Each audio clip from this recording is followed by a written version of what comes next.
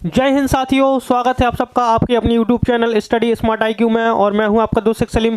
और आज मैं फिर आपके लिए लेकर आ चुका हूं SSC GD 2025 एग्जाम के लिए GS की क्लास। जैसा कि आप सभी को पता है, ये हमने एक नई सीरीज स्टार्ट की है, जो कि है, इसका नाम है क्या, अंतिम प्रहार। ठीक है, ये एक नई सीरीज है जिसमें हमें तो मोस्ट इंपॉर्टेंट 500 MCQ यहाँ पर डिस्कस करेंगे। यहाँ पर जो है तो 500 से ज़्यादा MCQ भी हो सकते हैं। ठीक है, लेकिन हम यहाँ पर 25-25 क्वेश्चन डेली लेते हैं। ठीक है, और ये जो है ये वीडियो शाम को डेली 7 बजे यहाँ पर पब्लिश होती है। ये उसका चौथा दिन है। ठीक है, इससे पहले हम जो टॉप 500 MCQ की सीरीज है, ठीक है, इसमें 3 पार्ट कर चुके हैं और ये चौथा पार्ट है। और हम यहाँ पर क्वेश्चन आपको उसी तरीके के ले रहे हैं ताकि आप जो SSC GD का एग्जाम होगा 4 फरवरी से, ठीक है, GS में पोर्शन में आप उसको फाड़ कर रखते हैं। तो चलिए पहला क्वेश्चन लेते हैं।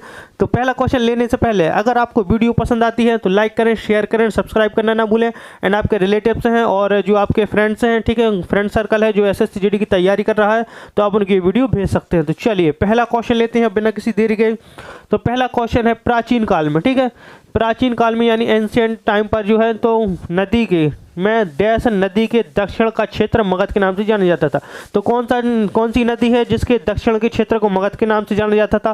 तो ये है गंगा नदी। ठीक है, तो गंगा नदी के जो दक्षिण का क्षेत्र था, ठीक है, उसको क्या कहते थे? ये कहते थे मगध। और मगध साम्राज्य का पहला वंश कौन सा था? तो मगध साम्राज्य का पहला वंश कौन सा था? ये था हर्यक वंश। कौन सा? हर्यक वंश। और हर्यक वंश की स्थापना किसने की थी? ये की थी बिंबिसार ने। किसने? बिंबिसार। ठीक है, बिंबिसार ने इसकी स्थापना की थी। अब हम बात करते हैं गंगा नदी की। ठीक है, तो गंगा नदी जो कि भारत की सबसे पवित्र नदी मानी जाती है। गंगा नदी जो है तो ये गंगोत्री ग्लेशियर, ठीक है, गंगोत्री ग्लेशियर उत्तराखंड, ठीक है, यूके यानी उत्तराखंड से ये निकलती है। जब भागीरथी नदी प्लस अलकनंदा नदी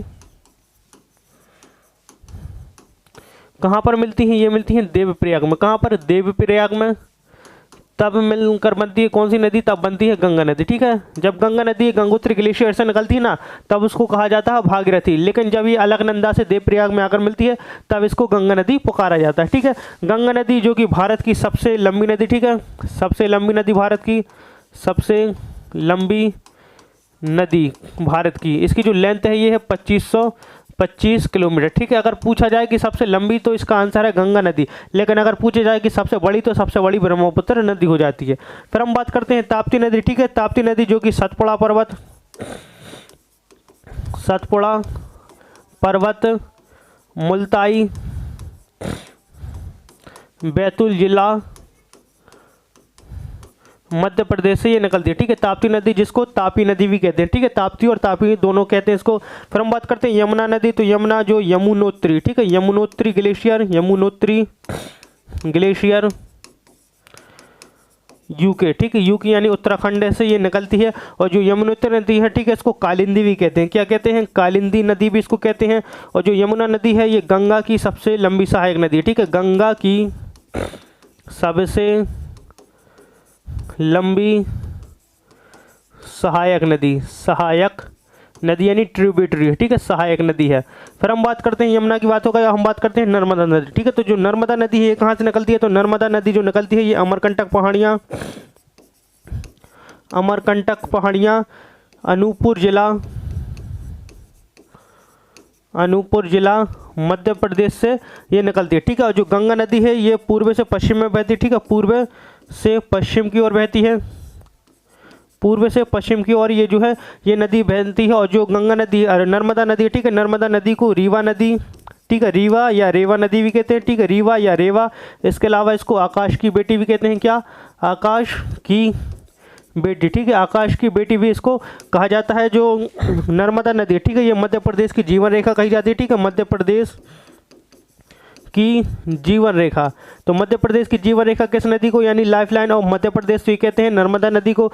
नर्मदा नदी जो है तो ये पश्चिम में बहने वाली, ठीक है, पश्चिम में बहने वाली भारत की सबसे लंबी नदी, ठीक है, लंबी नदी। तो पश्चिम में बहने वाली जो है तो ये भारत की सबसे लंबी नदी कौन सी? नर्मदा नदी, ठीक है। तो ये सारी चीज़ें आप इनको नोट कर लेंगे। चलिए आगे बढ़ते हैं, नेक्स्ट क्वेश्चन लेते हैं। नेक्स्ट क्वेश्चन देखते हैं क्या है। तो नेक्स्ट क्वेश्चन है, बहुत ही अच्छा क्वेश्चन है कि जलियांवाला बाग हत्याकांड, ठीक है, जलियांवाला बाग हत्याकांड किस शहर में हुआ था? ठीक है, तो हम बात करते हैं जलियांवाला बाग हत्याकांड की। तो जो हुआ था ये हुआ था 13 अप्रैल 1919 में हुआ था, ठीक है, 1919 में हुआ था। ये था बैसाखी का दिन था, ठीक है, बैसाखी का दिन था ये, ठीक है, बैसाखी का दिन था। और जो लोग हैं तो यहाँ पर जलियांवाला बाग में इकट्ठा हुए थे, ठीक है। और जो इस समय ये पूछ जाता है कि जब जलियांवाला बाग हत्याकांड हुआ, ठीक है, इस समय वायसराय कौन था? वायसराय, ठीक है, वायसराय कौन था इस समय? तो ये था चेम्सफोर्ड। कौन? चेम्सफोर्ड। चेम्सफोर्ड जो है ये भारत का वायसराय था। और जो जलियांवाला बाग हत्याकांड है तो ये कहाँ पर? तो ये हुआ था अमृतसर में। कहाँ पर? जलियांवाला अमृतसर पंजाब में, ठीक है, पंजाब में, अमृतसर पंजाब में ये हुआ था। तो ये हुआ क्या था, किस कारण, क्या कारण था जिस कारण जलियांवाला बाग हुआ? तो देखिए जलियांवाला बाग में जो गोलियाँ चलवाई थी तो ये गोलियाँ किसने चलवाई थी? तो ये चलवाई थी जनरल डायर ने, ठीक है, जनरल ओ डायर, ठीक है, जनरल ओ डायर था, ठीक है। तो इसने जो है तो जलियांवाला बाग में एक ही रास्ता था आने और जाने का दोनों का, ठीक है। वहाँ पर जो लोग थे जलियांवाला बाग में लोग इकट्ठा हुए बैसाखी के दिन थे, ठीक है, ये विरोध प्रदर्शन कर रहे थे शांतिपूर्ण से। लेकिन जो जनरल डायर था उसने जो आने जाने का गेट था, ठीक है, उसको बंद कर दिया और वहाँ पर अपने सैनिक खड़े कर दिए और फायरिंग का आदेश दे दिया। जिसके फायरिंग के ऑर्डर देते ही जो है तो बहुत सारी गोलियाँ चली और जिसमें बहुत सारे तादाद में जो है तो लोग मारे गए थे। उसमें बच्चे भी थे, बूढ़े भी थे, जवान भी थे, औरतें भी थी, ठीक है। और कई लोगों ने तो जो वहाँ पर कुआं था तो कुओं में कूद कर भी जान जो है अपनी जान दे दी थी छुपने के लिए।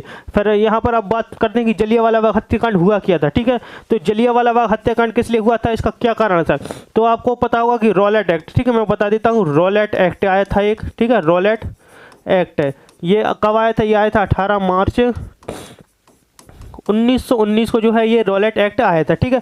रॉलेट एक्ट में क्या था कि रॉलेट एक्ट के तहत अगर किसी को गिरफ्तार कर लिया जाता, ठीक है, यानी आपको, जैसे मैं ही हूँ, ठीक है, उस टाइम पर था, अगर मैं हूँ और मुझे गिरफ्तार कर लिया गया तो ना मेरी कोई अपील सुनी जाएगी ना कोई दलील, यानी उसको जो है तो किसी को छोड़ा नहीं जा सकता था। इसको रॉलेट एक्ट को याद करने के लिए एक नारा दिया जाता था, no appeal, no appeal, no दलील एंड नो वकील, ठीक है। तो इसके तहत जब तक सरकार नहीं चाहेगी आपको ब्रिटिश सरकार छोड़ना तो तब तक आप जो है तो इसको छोड़ नहीं, इसके द्वारा जो है तो आप आ नहीं सकते थे। ना आपकी कोई अपील सुनी जाएगी, ना आपकी कोई दलील सुनी जाएगी और ना कोई आपका वकील होगा। आप कह ही नहीं सकते कि मैं निर्दोष हूँ या मैंने कुछ नहीं किया। आपको इस किसी भी तरीके से वो छोड़ नहीं सकते थे इस एक्ट के तहत। तो इस एक्ट के तहत जो है तो इस एक्ट को, जो एक्ट है, ठीक है, इसको काला कानून कहते थे, यानी ब्लैक एक्ट, ठीक है, ब्लैक लॉ, काला कानून या क्रांतिकारी अपराध अधिनियम, ठीक है, क्रांतिकारी अपराध नियम या काला कानून भी इसको कहा जाता था, ठीक है। तो इसमें क्या हुआ था, रॉलेट एक्ट के तहत जो जलियांवाला बाग हत्याकांड हुआ था, ठीक है, तो इसमें क्या था, 2 पंजाब के नेता थे, ठीक है, 2 पंजाब के नेता, ठीक है, 2 पंजाब के नेता थे। कौन कौन से? डॉक्टर सैफुद्दीन किचलू, ठीक है, सैफुद्दीन किचलू एंड सत्यपाल मलिक, ठीक है, सत्यपाल मलिक, ये 2 पंजाब के बड़े नेता थे, ठीक है। और इन 2 बड़े नेताओं को जो है तो रॉलेट एक्ट के तहत जो है ये गिरफ्तार कर लिया गया था। और रॉलेट एक्ट जैसा कि मैंने बताया था कि इसके अगर आप गिरफ्तार हो जाते हैं तो आपको छोड़ा नहीं जा सकता था जब तक आप ब्रिटिश गवर्नमेंट चाहे ना, ठीक है। तो इसको कर लिया था, इन लोगों को गिरफ्तार कर लिया था और इसी के विरोध में जो है तो जलियांवाला में लोग हैं, 13 अप्रैल 1919 को बैसाखी का दिन था, ठीक है, लोग इकट्ठा हुए कि हम शांतिपूर्ण यहाँ पर प्रदर्शन करेंगे। लेकिन यहाँ पर शांतिपूर्ण प्रदर्शन करने के चक्कर में जो है ये जनरल डायर, ठीक है, जनरल ओ डायर ने यहाँ पर जो है दरवाजे का जो गेट था उसको लॉक कर दिया और यहाँ पर जो है अपने सैनिक बैठा दिए और वहाँ से फायरिंग करवा दी, जिसके कारण बहुत सारे लोग यहाँ पर मारे गए थे, ठीक है। तो यह सारी बात मैंने जलियांवाला बाग के हत्याकांड के बारे में बता दिया कि आखिर क्या कारण था और किस कारण से ये हुआ, ठीक है। तो रॉलेट एक्ट के कारण ही ये है जलियांवाला बाग हत्याकांड हुआ था, ठीक है। तो ये भी आप लिख लेंगे रॉलेट एक्ट के बारे में। चलिए नेक्स्ट क्वेश्चन लेते हैं। अब नेक्स्ट है, निम्नलिखित में से कौन सा शब्द हमारे संविधान की प्रस्तावना में नहीं लिखा गया, ठीक है। तो संविधान की प्रस्तावना में नहीं लिखा गया है तो कौन सा शब्द है? तो देखिए संविधान की में नहीं लिखा गया तो नहीं लिखा गया है ये है साम्यवादी, ठीक है, साम्यवादी। जो हमारी संविधान की प्रस्तावना, ठीक है, तो जो प्रस्तावना का विचार, ठीक है, प्रस्तावना का विचार जो है तो दिया था पंडित जवाहरलाल नेहरू ने, ठीक है, जवाहरलाल लाल नेहरू, ठीक है, जवाहरलाल नेहरू, इन्होंने जो है तो ये प्रस्तावना का विचार दिया था और इन्होंने ही जो है तो प्रस्तावना का मसौदा तैयार किया था। हम बात करते हैं प्रस्तावना की, ठीक है। तो जो प्रस्तावना है तो प्रस्तावना को MN, ठीक है, MN पालकीवाला, ठीक है, MN पालकीवाला जो है, पालकीवाला, तो MN पालकीवाला ने जो है तो ये प्रस्तावना को क्या कहा है, तो MN पालकीवाला जो है तो प्रस्तावना को उन्होंने कहा कि संविधान का परिचय पत्र, ठीक है, संविधान का परिचय पत्र, ठीक है, परिचय पत्र। तो संविधान का परिचय पत्र किसने कहा, ये कहा है MN पालकीवाला ने, किसको, प्रस्तावना को। फिर इसके बाद जो एक थे KM मुंशी, ठीक है, KM मुंशी, तो जो KM मुंशी है तो इन्होंने प्रस्तावना को क्या कहा, तो KM मुंशी ने कहा था राजनीतिक कुंडली, तो राजनीतिक कुंडली कहा KM मुंशी ने प्रस्तावना को, ठीक है। और जो प्रस्तावना है तो प्रस्तावना में एक बार सिर्फ एक बार संशोधन हुआ है, ठीक है, प्रस्तावना में अभी तक सिर्फ एक बार संशोधन हुआ है प्रस्तावना में। कब हुआ था, ये हुआ था 42वें संशोधन अधिनियम 1976, ठीक है, 1976 के द्वारा। तो इसके तहत जो है तो प्रस्तावना में 3 नए शब्द जोड़े गए थे। कौन कौन से ये जोड़े गए थे, समाजवादी, धर्मनिरपेक्ष एंड अखंडता, ठीक है, ये 3 शब्द जोड़े गए थे 42वें संशोधन अधिनियम 1976 के द्वारा। और प्रस्तावना में अभी तक सिर्फ एक ही बार संशोधन हुआ है और ये किस टाइम पर हुआ था, तो ये हुआ था जब प्रधानमंत्री कौन थी, ये थी इंदिरा गांधी, ठीक है, इंदिरा गांधी हमारी प्राइम मिनिस्टर थी, इस टाइम पर ये हुआ था। चलिए, तो ये सारी चीज़ें आप लिख लेंगे नोट में। नेक्स्ट क्वेश्चन लेते हैं, आगे बढ़ते हैं। केरल में कॉफ़ी की बारिश इसका एक उदाहरण है, तो किसका उदाहरण है, केरल में जो बारिश होती है, ठीक है, तो कॉफ़ी की बारिश उसको कहा जाता है क्योंकि इस टाइम पर जो है तो कॉफ़ी बहुत अच्छे से होती है, तो कहा जाता है पूर्व मानसून वर्षा, ठीक है, पूर्व मानसून वर्षा जो कि केरल एंड कर्नाटक में होती है, ठीक है, केरल एंड कर्नाटक में होती है। वैसे ये कई जगह पर होती है, हमारे मध्य प्रदेश में मानसून से आने से पहले जो है तो ये वर्षा होती है और ये जो है तो मार्च अप्रैल के टाइम पर होती है, ठीक है, मार्च अप्रैल। और जहाँ मैं रहता हूँ यानी मध्य प्रदेश, ठीक है, तो मध्य प्रदेश में भी जो है तो ये मार्च अप्रैल में एक आध बार धीमी या जोरदार बारिश हो जाती है, ठीक है, पूर्व मानसून वर्षा जिसको कहते हैं। नेक्स्ट क्वेश्चन लेते हैं। नेक्स्ट है हिमोड़ निम्नलिखित में से किसके द्वारा बनता है, तो हिमोड़ जो है तो किसके द्वारा बनता है, तो जो हिमोड़ है तो ये बनता है हिमनद प्रक्रिया के द्वारा। किसके द्वारा, हिमोड़ जो बनता है हिमनद प्रक्रिया के द्वारा ये बनता है। नेक्स्ट क्वेश्चन लेते हैं। खिलाफत आंदोलन कहाँ से शुरू हुआ था, ठीक है, तो खिलाफत आंदोलन क्या था, तो खिलाफत आंदोलन जो है तो ये हुआ था शुरू नवंबर 1919 में, ठीक है, नवंबर 1919 में हुआ था। किसके द्वारा ये किया गया था, अली बंधु थे, ठीक है, अली बंधु कौन थे, तो ये थे अली बंधु मोहम्मद शौकत अली, ठीक है, मोहम्मद शौकत अली एंड, ठीक है, ये 2 भाई थे, मुझे एक का नाम याद नहीं आ रहा है, ठीक है, मोहम्मद शौकत अली, ठीक है, ये 2 भाई थे अली बंधु, ठीक है। तो उन्होंने जो खिलाफत आंदोलन जो है शुरू किया था तो ये कहाँ से, तो ये हुआ था लखनऊ से, ठीक है, लखनऊ से जो है ये शुरू हुआ था, ठीक है, ये खिलाफत आंदोलन। और खिलाफत आंदोलन क्या था, तो खिलाफत आंदोलन कि जब दूसरा विश्व युद्ध खत्म हुआ, ठीक है, तो दूसरा विश्व युद्ध के समय जो तुर्की था, ठीक है, यानी तुर्की के जो खलीफा थे, ठीक है, तो उनकी खिलाफत को खत्म करने की बात कही गई थी कि उनको क्योंकि वो जो तुर्की है ये दूसरे विश्व युद्ध में हार गए थे और इसके कारण जो है तो अंग्रेजों ने यहाँ पर कर दिया था कि खिलाफत को अब खत्म कर दिया जाएगा। इसी के कारण खिलाफत आंदोलन हुआ था कि खिलाफत जो है तो खिलाफत को खत्म ना किया जाए, ठीक है, तो इसी के कारण जो है तो खिलाफत आंदोलन शुरू हुआ था भारत में नवंबर 1919 में। और अली बंधु, ठीक है, इन्होंने शुरू किया था, ठीक है, मुझे एक का नाम और याद नहीं आ रहा, एक और भाई का, ठीक है, एक थे मोहम्मद शौकत अली और एक और का नाम याद नहीं आ रहा, ठीक है, आप उसको यूट्यूब पर या गूगल पर आप देख सकते हैं। तो चलिए आगे बढ़ते हैं, हम नेक्स्ट क्वेश्चन लेते हैं। नेक्स्ट क्वेश्चन है इंद्राणी रहमान भारत के किस शास्त्रीय नृत्य से संबंधित थी, ठीक है, तो इंद्राणी रहमान ये भारत के किस शास्त्रीय नृत्य से संबंधित थी, तो देखिए ये भरतनाट्यम ऑप्शन ए और ऑप्शन बी ओडिसी, ठीक है, तो इसका राइट आंसर हो जाएगा ये 1 और 2 दोनों, ठीक है, जो इंद्राणी रहमान थी ये भरतनाट्यम और ओडिसी दोनों से संबंधित थी। अगर हम बात करें कि हमारे भारत में कितने शास्त्रीय नृत्य, ठीक है, शास्त्रीय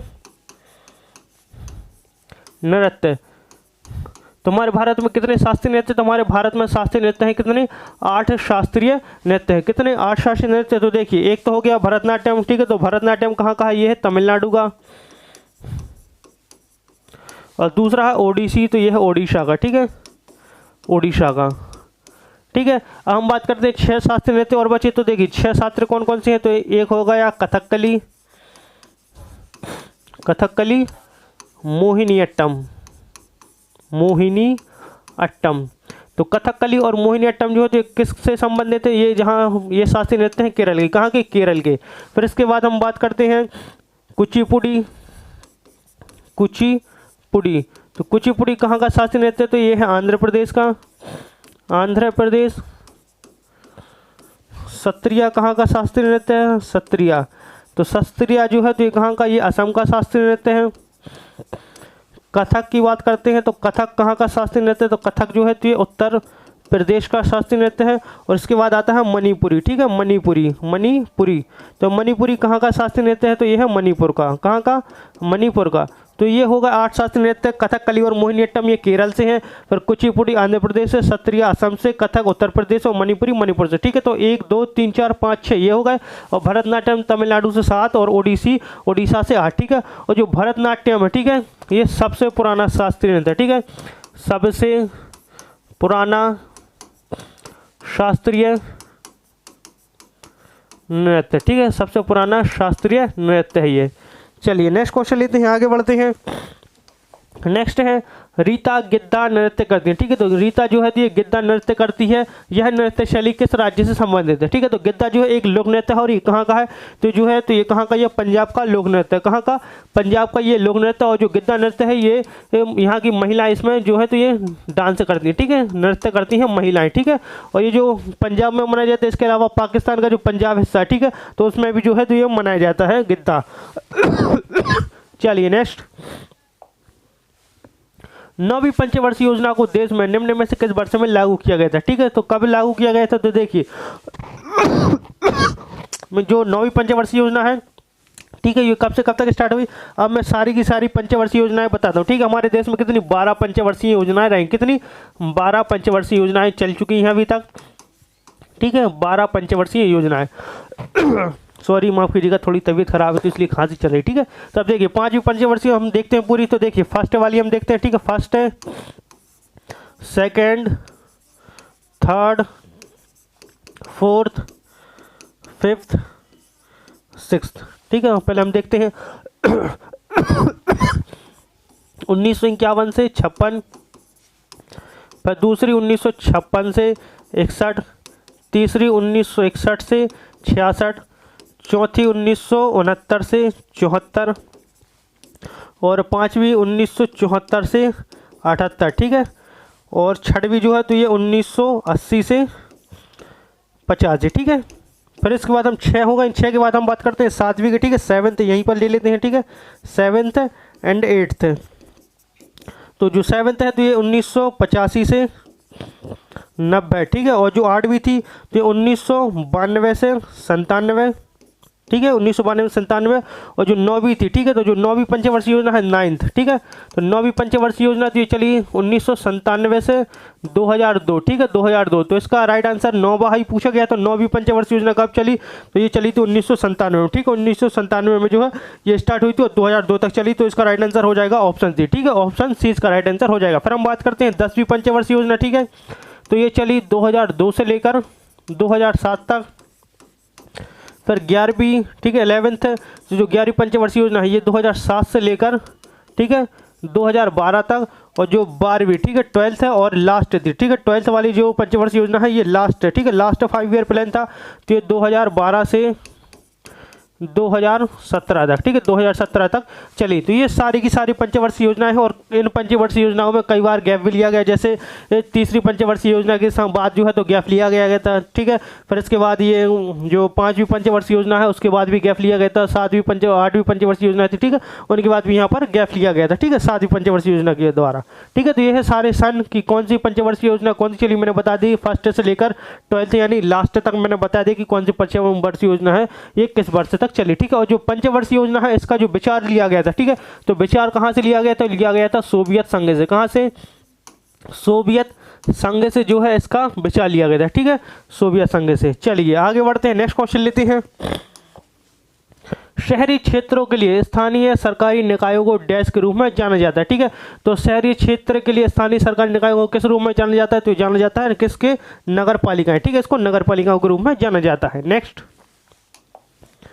निम्नलिखित में से कौन प्रशांत महासागर का एक गर्म महासागर है? ठीक है, तो गर्म महासागर, तो देखिए हम बात करते हैं गर्म महासागर, तो यह है कुरोशियो करंट। ठीक है, कुरोशियो करंट जो है तो प्रशांत महासागर का एक गर्म जलधारा। ठीक है, महासागर नहीं, ये गर्म जलधारा। ठीक है, जलधारा जिसको हम कहते हैं करंट। ठीक है, ये जलधारा है। और हमबोल्ट करंट, कैनरी करंट और लेब्राडोर करंट जो है तो ये एक ठंडी जलधाराएं हैं। चलिए नेक्स्ट लेते हैं, सीपी एल्बर्ट बेल। ठीक है, सीपी एल्बर्ट किसकी अधीन परिषद के विधेयक सदस्य थे? ठीक है, तो देखिए जो सीपी एल्बर्ट, ठीक है, यानी एल्बर्ट बेल की बात हो रही है, एल्बर्ट बेल। ठीक है, एल्बर्ट बेल कब आया था?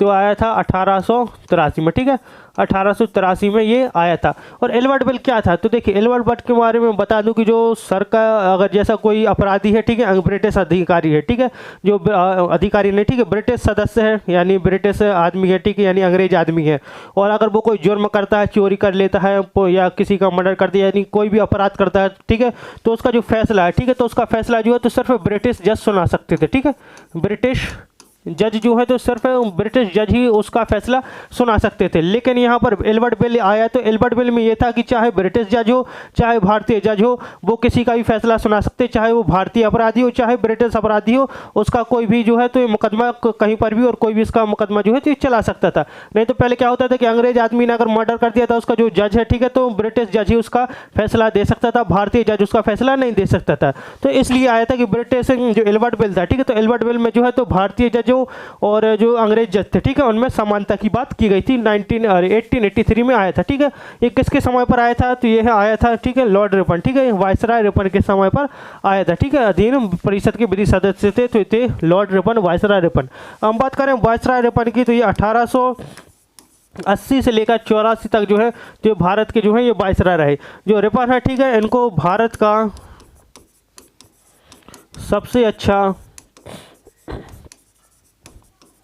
वायसराय कहा जाता है। ठीक है, सबसे अच्छा वायसराय इसको कहा जाता है। किसको? वायसराय रिपन को। ठीक है, वायसराय रिपन जिसने 1881 में प्रथम कारखाना अधिनियम लेकर आया। ठीक है, प्रथम कारखाना अधिनियम, ठीक है, प्रथम कारखाना अधिनियम ये लेकर आ गया। प्रथम कारखाना अधिनियम में ये था कि 7 साल से जो कम उम्र के बच्चे, ठीक है, उनके काम करने पर प्रतिबंध लगा दिया था। और 7 से ऊपर के बच्चे, तो 7 साल से 12 साल के बच्चे, तो ठीक है, उनके काम के घंटों में जो आवर्स थे, ठीक है, उनमें कमी की गई। इसके अलावा जो दूसरे मजदूर थे, ठीक है, तो 12 साल से ऊपर के, तो उनके मजदूरों में जो है तो दिन में जो है तो 1 घंटे का रेस्ट भी उनको देना था। कितने? 1 घंटे का रेस्ट देने का भी प्रावधान था। फिर हम बात करते हैं रिपन। ठीक है, तो रिपन तो ये जो है तो इसने वर्नाक्यूलर, ठीक है, वर्नाक्यूलर प्रेस एक्ट, ठीक है, वर्नाक्यूलर प्रेस एक्ट 1882 में, ठीक है, 1882 में इसको ख़त्म किया, वर्नाक्यूलर प्रेस एक्ट को ख़त्म किया। इसके अलावा जो रिपन है, ठीक है, स्थानीय स्वशासन अधिनियम लेकर आए। ठीक है, स्थानीय स्वशासन अधिनियम, ठीक है, स्थानीय स्वशासन अधिनियम लेकर आया कब? 1882 में। और इसी कारण से जो वायसराय रिपन है, ठीक है, तो इसको भारत में स्थानीय स्वशासन का जनक भी कहते हैं। ठीक है, रिपन की अगर बात करें तो हंटर कमीशन भी लेकर आया। ठीक है, हंटर कमीशन लेकर आया। कब लेकर आया था? लेकर आया था 1882 में। और हंटर कमीशन में क्या था? तो शिक्षा के सुधार के लिए हंटर कमीशन ये लेकर आया था। ठीक है, रिपन। फिर हम बात करते हैं लिटन। ठीक है, तो लिटन तो ये भारत का सबसे क्रूर वायसराय था। ठीक है, सबसे क्रूर वायसराय था और सबसे हेटेड भी ये था। ठीक है, वायसराय इसने जो है तो ये वर्नाक्यूलर प्रेस एक्ट लेकर आया। ठीक है, वर्नाक्यूलर प्रेस एक्ट ये कब लेकर आया था? तो लेकर आया था 1878 में। ठीक है, लेकर आया था लिटन और ख़त्म किसने किया? तो ये किया था रिपन ने। ठीक है, और वर्नाक्यूलर प्रेस एक्ट में ये था कि अगर कोई पत्रिका, ठीक है, पत्रिका चलवाता, अखबार चलवाता, तो वो है जो तो ब्रिटिश सरकार के खिलाफ कुछ भी गलत नहीं लिख सकता। अगर आप उसकी आलोचना करते हैं, ठीक है, या उनके खिलाफ कुछ प्रोपोगेंडा, आप कह सकते हैं प्रोपोगेंडा नहीं, उनके खिलाफ कुछ खराब लिख देते हैं, ठीक है, यानी उनकी आलोचना करते हैं, तो आपको यहाँ पर वो चाहे या तो आपका अखबार बंद कर देते थे, ठीक है, या आपको जेल भी हो सकती थी इसमें और आपको जुर्माना भी लगता था। ये जो है तो वर्नाक्यूलर प्रेस एक्ट, ठीक है, ये इंग्लिश न्यूज़पेपर पर वर्क नहीं करता था। ठीक है, इंग्लिश जो इंग्लिश न्यूज़पेपर वाले थे, ठीक है, ये उन पर नहीं था, ये सिर्फ हिंदी और जो दूसरी भाषाएं थी उन पर ये था, ठीक है। इसके अलावा जो लिटन है, ठीक है, ये सशस्त्र, ठीक है, सशस्त्र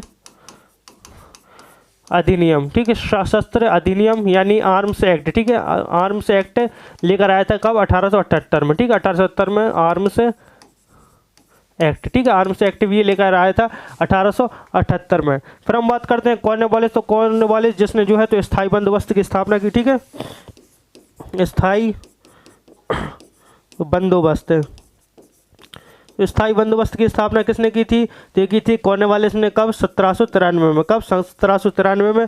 और जो कॉर्नवालिस था, ये कॉर्नवालिस जो है तो ये बंगाल का गवर्नर जनरल था। फिर हम बात करते हैं कर्जन की, ठीक है, तो कर्जन जिसने जो है ये 1905 में, ठीक है, कब? यहाँ पर देखिए 1905 में, ठीक है, 1905 में जो है तो इसने बंगाल का विभाजन करवाया, ठीक है, बंगाल का विभाजन इसने करवाया था, ठीक है, वायसराय कर्जन ने। चलिए आगे बढ़ते हैं, नेक्स्ट क्वेश्चन लेते हैं। ये सारी चीज़ें पहले आप नोट लिख लेंगे, हम आगे बढ़ते हैं। गांधी सागर वन्यजीव अभ्यारण्य, ठीक है, तो गांधी सागर वन्यजीव अभ्यारण्य जो अपने व्यापक वन क्षेत्र और विविध वन्यजीव प्रजातियों के लिए जाना जाता है, भारत के किस राज्य में? ठीक है, तो गांधी सागर वन्यजीव अभ्यारण्य तो ये जो है तो ये कहाँ पर? ये मध्य प्रदेश में स्थित है। कहाँ पर? मध्य प्रदेश में स्थित है। और ये भी पूछा जाता है कि सबसे ज़्यादा नेशनल पार्क, राष्ट्रीय उद्यान कहाँ पर है? तो सबसे ज़्यादा राष्ट्रीय उद्यान कहाँ पर? ये मध्य प्रदेश में। कितने? मध्य प्रदेश में 12 नेशनल पार्क हैं, ठीक है, और 8 टाइगर रिजर्व, ठीक है, 8 टाइगर रिजर्व है। तो सबसे ज़्यादा नेशनल पार्क की पूछा जाए तो ये भी मध्य प्रदेश में, और सबसे ज़्यादा टाइगर रिजर्व पूछे जाए तो ये भी मध्य प्रदेश में, ठीक है। कितने हैं? 8 हैं, ठीक है। नेशनल पार्क 12 है मध्य प्रदेश में और टाइगर रिजर्व 8 हैं। चलिए आगे बढ़ते हैं। नेक्स्ट वेदांथांगला, ठीक है, वेदांथांगला पक्षी अभ्यारण्य कहाँ स्थित है? तो वेदांथांगला पक्षी अभ्यारण्य तो ये जो स्थित है, कहाँ पर? ये तमिलनाडु में स्थित है। कहाँ पर? तमिलनाडु में। नेक्स्ट, वह कौन सी प्रक्रिया है जिसके द्वारा किसी गैस को ठोस में परिवर्तित किया जाता है? तो ये कौन सी प्रक्रिया है जिसके द्वारा जो गैस है, ठीक है, गैस को ठोस में परिवर्तित किया जाता है? तो ये है निक्षेपण। कौन सी? निक्षेपण, ऑप्शन ए। नेक्स्ट, CH3CH2OH, ठीक है, तो CH3CH2OH, ठीक है, सूत्र वाले यौगिक का नाम क्या है? तो इसका जो नाम है तो ये है एथेनॉल, ठीक है, एथेनॉल का ये सूत्र है CH3CH2OH। चलिए नेक्स्ट, पंचतंत्र किसने लिखी? ठीक है, तो पंचतंत्र तो ये लिखी थी किसने? तो ये लिखी थी विष्णु शर्मा ने। किसने? विष्णु शर्मा ने लिखी थी पंचतंत्र। ऑप्शन ए इसका राइट आंसर हो जाएगा। फिर हम बात करते हैं सूरदास की, ठीक है, तो इन्होंने सूरसागर लिखी और साहित्य लहरी लिखी, ठीक है, सूरसागर एंड साहित्य लहरी। इसके अलावा भी इन्होंने बहुत सी लिखी, लेकिन ये दो बहुत ज़्यादा इंपॉर्टेंट है। फिर विष्णु शर्मा इन्होंने पंचतंत्र लिखी, ठीक है। फिर रविंद्रनाथ टैगोर, ठीक है, तो इन्होंने गीतांजलि लिखी, ठीक है, गीतांजलि लिखी, गौरा लिखी, ठीक है, गीतांजलि एंड गौरा लिखी। इसके अलावा भी इन्होंने बहुत सारी किताबें लिखी। हम बात करते हैं रविंद्रनाथ टैगोर की, ठीक है, तो इनको जो है तो ये पहले भारतीय, पहले एशियाई एंड पहले गैर यूरोपीय व्यक्ति हैं, ठीक है, पहले गैर यूरोपीय व्यक्ति जिनको क्या नोबेल पुरस्कार मिला है। कौन सा? नोबेल पुरस्कार। तो नोबेल पुरस्कार मिला किस फील्ड में मिला था इनको? 1913 में मिला था। 1913 में साहित्य, ठीक है, साहित्य यानी लिटरेचर में, साहित्य लिटरेचर में जो है तो उनको 1913 में जो है ये नोबेल पुरस्कार मिला था। और ये इनके जो है तो 3 रिकॉर्ड इनके नाम है। पहले भारतीय थे, ठीक है, जिनको नोबेल पुरस्कार मिला। इसके अलावा पहले एशियाई व्यक्ति भी थे, पूरे एशिया में पहली बार नोबेल पुरस्कार इन्हीं को मिला था। और यूरोप को छोड़कर भी, ठीक है, पहले ऐसे व्यक्ति थे तो यूरोप के अलावा जो है तो इस पहले व्यक्ति थे जिनको नोबेल पुरस्कार मिला था, ठीक है, साहित्य में 1913 में। और किस लिए मिला था? तो इनकी एक किताब थी, कौन सी? गीतांजलि, ठीक है, गीतांजलि। इसके लिए जो है तो इनको साहित्य में नोबेल पुरस्कार दिया गया था। फिर हम बात करते हैं वाल्मीकि, तो इन्होंने संस्कृत रामायण लिखी थी। किसने? संस्कृत रामायण, ठीक है, ये किसने लिखी? तो लिखी थी वाल्मीकि ने, ठीक है।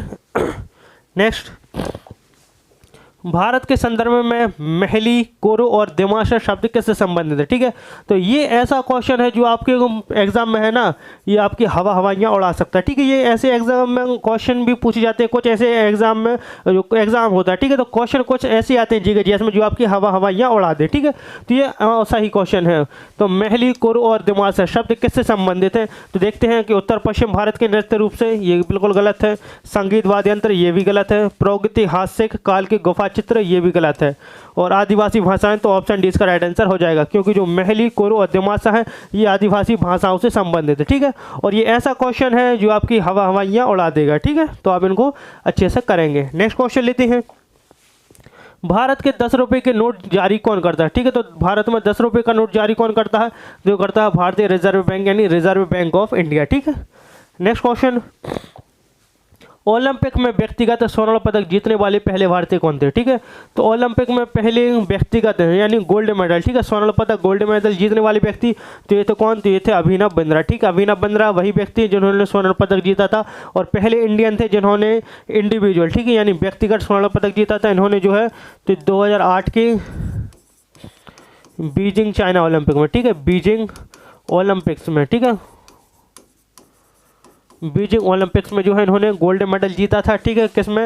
इन्होंने जीता था 10 मीटर एयर राइफल में। ठीक है, एयर राइफल में जो है इन्होंने मेडल जीता था। इसके पहले ऐसा कोई व्यक्ति नहीं था जिसने जो है तो भारत का खिलाड़ी, ऐसा कोई खिलाड़ी नहीं था जिसने ओलंपिक में गोल्ड मेडल जीता। ठीक है, तो ये पहले व्यक्ति थे जिन्होंने है 10 मीटर एयर राइफल में 2008 में बीजिंग चाइना में जो है ये गोल्ड मेडल जीता था। ठीक है, तो ओलंपिक में। ठीक है, तो ये है अभिनव बिंद्रा।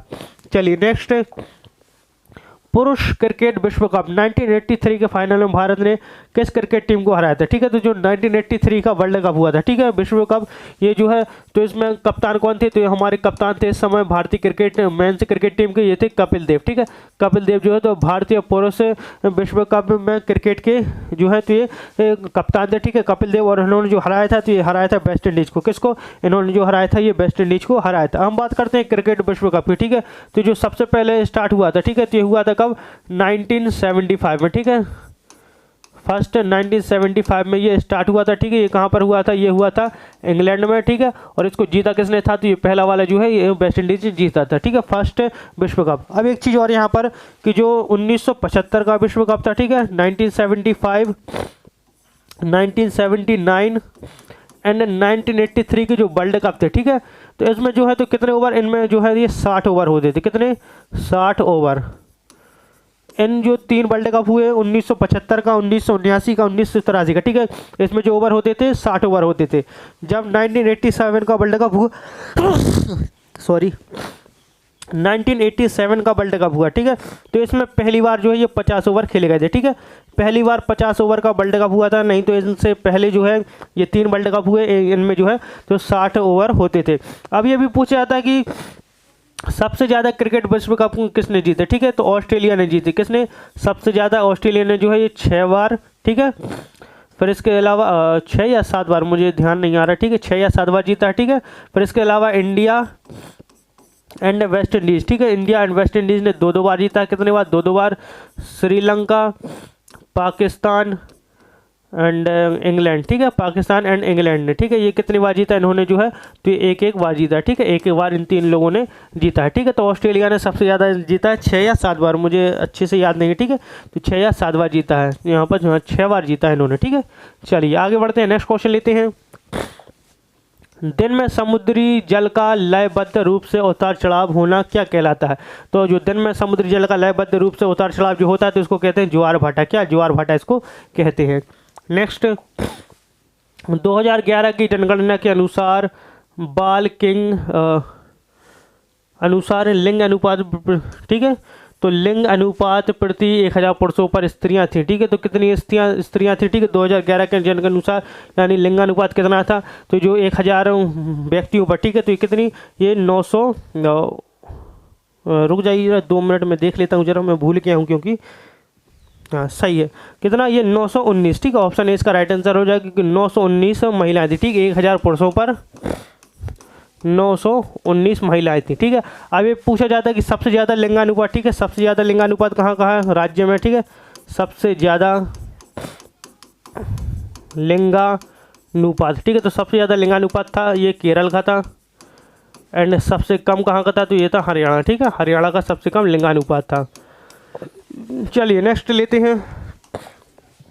भारत के संविधान के किस भाग में हमें नागरिकता से संबंधित प्रावधान मिलते हैं, ठीक है। तो नागरिकता से संबंधित प्रावधान तो मिलते हैं हमें भाग 2 में। किस में? भाग 2 में ये हमें मिलते हैं नागरिकता से संबंधित प्रावधान। नेक्स्ट, निम्नलिखित में से कौन सा हड़प्पा स्थल हरियाणा में स्थित है, ठीक है। तो हरियाणा में स्थित है तो ये है राखी गढ़ी, ठीक है। राखी गढ़ी जो है ये हरियाणा में स्थित है, ठीक है। तो ये थे हमारे आज के क्वेश्चन एसएससी जीडी 2025 एग्जाम के लिए। आई होप आपको हमारी ये वीडियो पसंद आई हो। अगर वीडियो पसंद आती है तो लाइक करें, शेयर करें, सब्सक्राइब करना न भूलें हमारे चैनल को। तो मिलते हैं आपसे अगली वीडियो में, तब तक के लिए good night, good bye, thank you.